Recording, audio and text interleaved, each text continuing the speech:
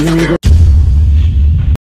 untuk Momochan dan juga Cornet game ketiga, dan kita sudah punya kesimpulan.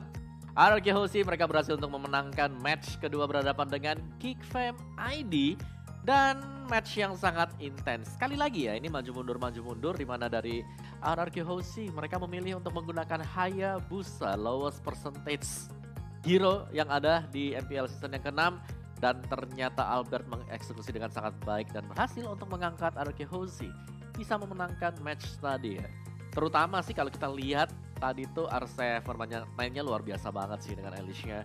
Dia berani buat masuk ke belakang, dia bisa untuk buka juga, dan jangan lupakan ya, permainan dari Lemon Carmilla yang dipakai oleh dia memberi waktu yang sangat cukup sekali. Dikeroyok bahkan lebih dari 2 orang tapi masih bisa sustain, bisa balikin serangan juga, dan bahkan ya tadi dari Lemonnya sendiri bisa dapetin beberapa poin kill juga. Oke, tapi kalau kita mulai dari pick and ban-nya, sebenarnya kayak untuk draftingan sendiri Chang'e yang langsung tereliminasi, tapi Parsha yang dibiarkan lepas ya ternyata ini. Dan mau gak mau kita melihat juga bahwa Parsha yang menjadi sedikit opsi yang bisa diamankan oleh Geekfam. Dan kita melihat bahwa dari Geekfam adanya Ruby di sana, kayak dibutuhkan sedikit effort dari Ruby kalau ingin menangkap Hayabusa. Dan kembali Digi Struts, Digi Feeder yang kurang begitu berjalan manis bagi para pemain Geekfam. Dan kita lihat untuk item dulu ya, sebelum kita masuk ke dalam lebih jauh lagi. Untuk statistiknya dari Geekfam 15-30 untuk RRQ, tapi ya karena ada Digi dengan 24 jadi kayak ya 27 kurang 4 berarti ada 14 lah ya. 14 poin buat RRQ dan let's see. Untuk dari Geek sendiri, kalau kita lihat yang paling sakit tadi Bebu, yang membuat itemnya dia itu Windtalker dulu, terus ada Raptor Machine. Jadi di sini dia akan mencoba untuk bermain dengan menggunakan style yang sama seperti di game yang kedua dengan bermain attack speed. Ada Endless Battle dan juga ada si Halberd bersama dengan Rose Gold Meteor biar lebih kuat lagi ya buat sampai ke late gamenya.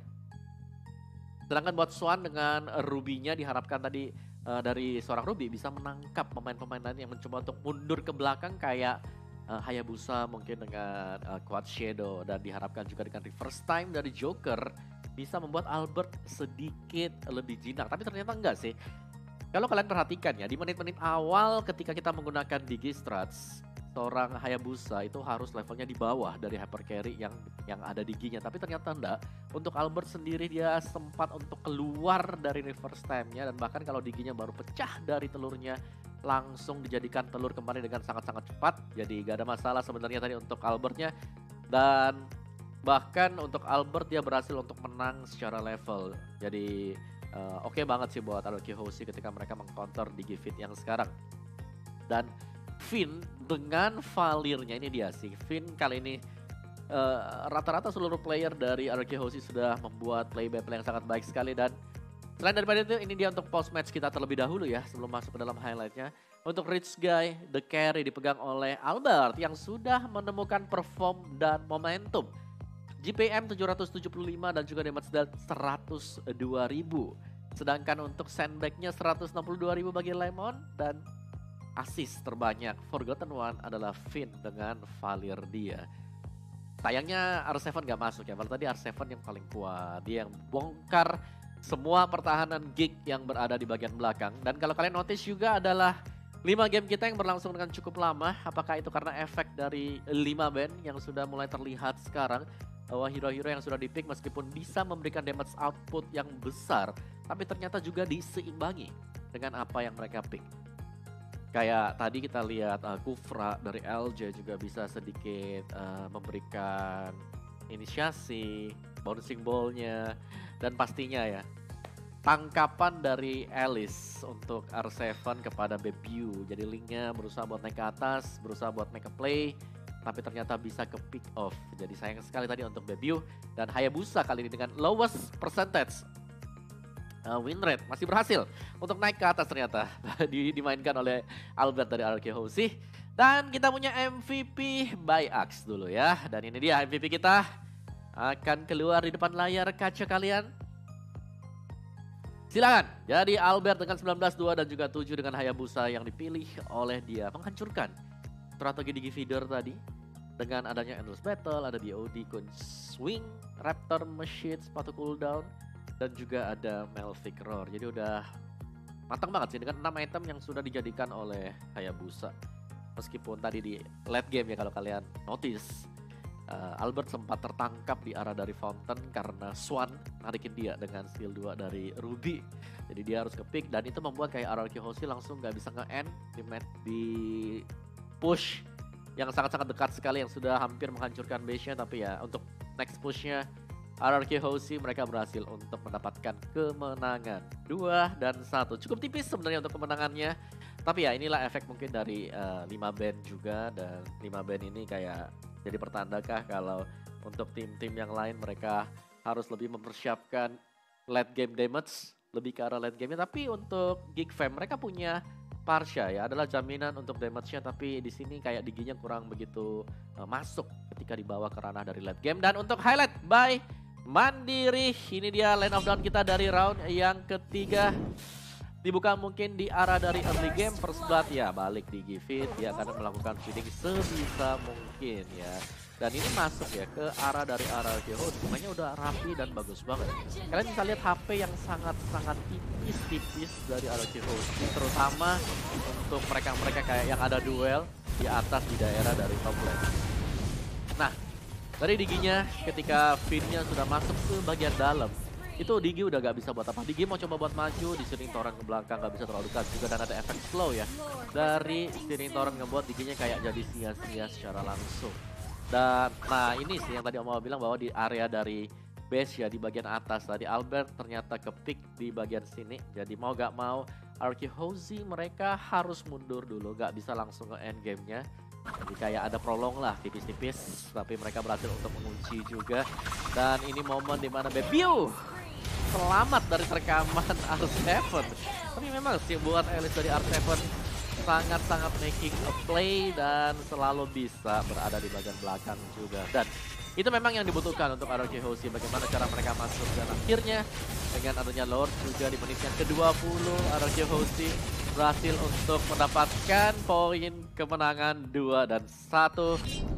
Dan itu adalah analis singkat kita dari highlight by Mandiri ya. Jadi sebenarnya sih gak terlalu banyak kejadian yang terjadi. Banyak mungkin kayak tipis-tipis saja mini skirmish yang terjadi, tapi gak ada efek yang berlebihan kayak life-nya tinggal separuh, masih bisa mundur ke belakang. Tapi untuk key point yang terjadi tadi, kalau kita tarik garis besar adalah bahwa Digi Feeder kali ini kayak kurang begitu maksimal dengan adanya 5 band. Tapi kita masih belum tahu ya, kita masih belum tahu apakah nanti akan ada satu tim kah dari MPL ID yang berhasil untuk menyempurnakan strategi dari Digi Feeder. Karena kalau mau tanya-tanya waktu sesi interview kemarin, katanya sih strateginya lumayan legit ya. Cuman ya begitulah Digi Feeder. Ketika masuk ke mid game-nya itu kayak ada sesuatu yang harus diperhitungkan juga. Kayak apa yang harus mereka lakukan dengan Digi ketika sudah dilempar ke mid dan juga late game. Sedangkan di early game tadi Hayabusanya begitu menempel ya, dapetin level yang keempat. Diginya jadi sulit banget buat bisa deketin. Sekali deketin langsung di shuriken, langsung bisa dapetin quad shadow juga. Jadi bisa kabur dia bisa kabur dan Digi bakal sulit banget buat nyariin. Dan ketika lagi telurnya lagi ngejar-ngejarin di belakang, langsung disiring Torrent. Dah mundur ke belakang, slow, mau ngapain, gak bisa ngapa-ngapain. Jadi tadi memang buat Albert nih ya, buat Albert dia udah main bagus banget. Dan kalian bisa melihat perkembangan dari Albert dari minggu ke minggu yang sudah mulai membaik. Dan sebenarnya gak cuma Albert sih, dari Bebiu juga kemarin dia baru turun, dan hari ini dia sudah memperlihatkan loh dengan link yang dipakai oleh Bebiu. Itu bisa kayak memberikan suatu keributan bagi para pemain RRQ ya. Mungkin buat hero pool harus lebih banyak lagi kah dari para pemain MDL, tapi kita sudah melihat kayak tadi mau sudah sebutin kayak Albert yang naik, ada Bebiu juga, apalagi kalau kita mention ada Sansnya yang sakit banget yes. Jadi ini RRQ Hoshi mereka berhasil untuk melewatin satu faktor utama lah, kayak bagaimana cara mereka bisa menang dari minggu ke minggu, dan ini adalah jembatan pertama bagi mereka. Oke. One step at a time, dan mereka sudah berhasil untuk mengalahkan Geek Fam. Tapi ingat, Geek Fam mereka sebenarnya berada di bagian bawah. Apakah menjadi tolok ukur yang pas bagi RRQ karena mereka juga tampak sedikit terseok-seok. Tapi ya Geek Fam mereka udah ganti semuanya. Karena mereka udah ganti pemain, jadi kita nggak bisa bilang bahwa oh ini adalah Geek Fam yang sama dong, karena mereka mainnya mungkin biasa di leg yang pertama. Tapi untuk di leg yang kedua dengan pemain-pemain yang sudah berganti, membawa rasa ini 8 tim yang bersaing ini akan sangat keras sekali. Karena kalau ngelihat juga Aura yang mainnya udah kayak gitu, bakal jadi momok tersendiri terutama mungkin untuk tim-tim yang berada di bagian papan tengah. Akan menjadi misteri juga apakah peringkat 3 sampai dengan 6 ini akan tukar-tukuran untuk naik ke atas ya, kayak EVOS mungkin Alter Ego juga. Dan sangat menarik sih untuk disaksikan MPLI di season yang ke-6.